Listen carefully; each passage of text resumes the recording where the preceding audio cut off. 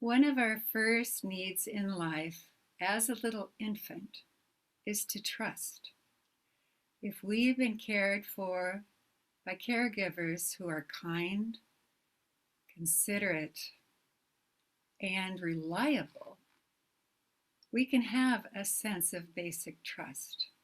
And fortunately, about 50% of the population have received that blessing.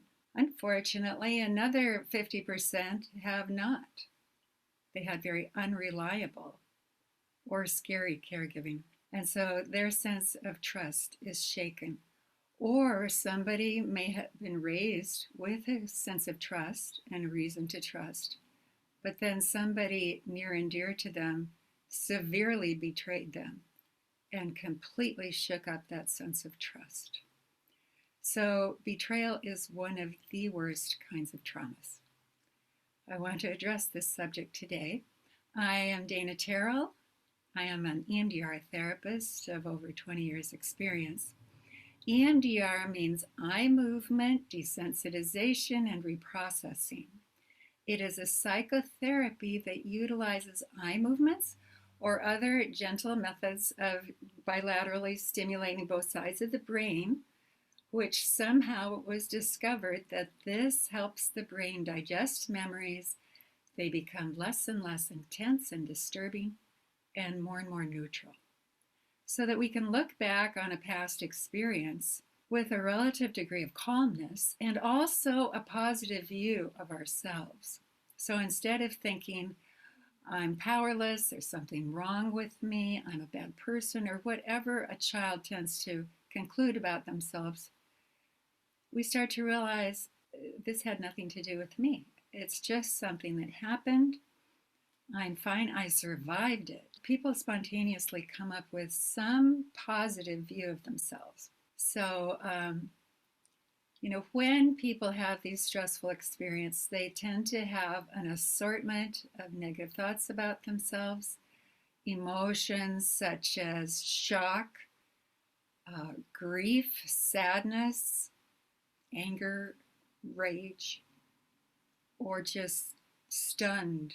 People can have physical sensations that go along with this, and they don't respond to medical care. Medical professionals evaluate and they can't find a reason for this physical symptom.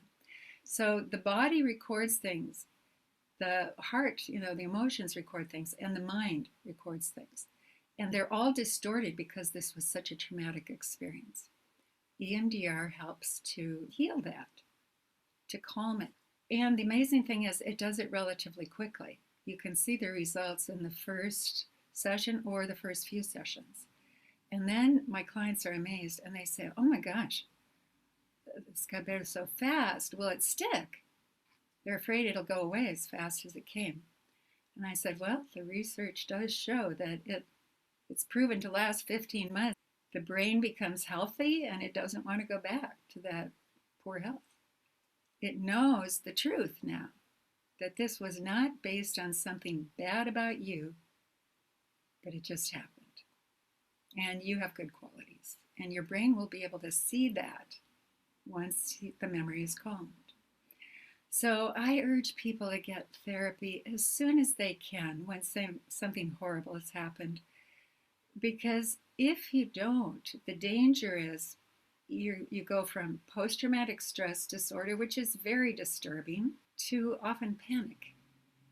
And then if that doesn't get treated, it often moves into agoraphobia, which means the fear of leaving your safe place, which is for most people, it's at home. So life becomes more and more restricted. You lose more and more of your freedoms to be your best self.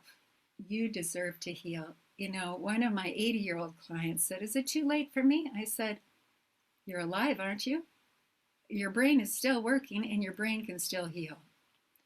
So you deserve to heal.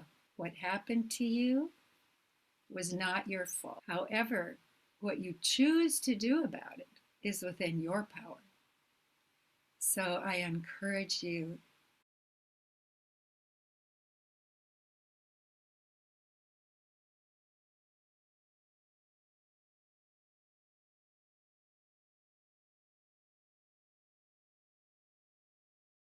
I wish you well in your healing project.